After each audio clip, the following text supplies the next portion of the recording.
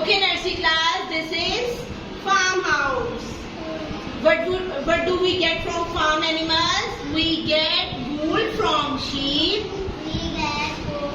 We get egg from hen. We get milk from cow. We get meat from goat, cow and sheep. Okay, Arsal, tell me the name of farm animals.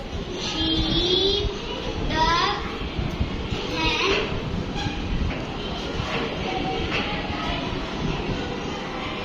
Now I will call you one by one. You just come here and tell me the farm animal's name and what we get from these animals. Okay, got it?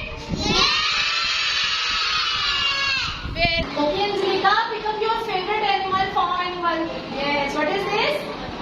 Oh, and what we get from cow? Milk. Milk. Very good. We get milk from cow.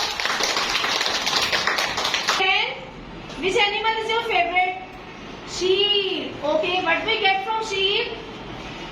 Wool. Wool. We get wool from sheep. Very good. Okay, beta, which farm animal is your favorite? Hen. Okay, what we get from hen? Egg. We get eggs from hen. Clap for her, everyone. Okay.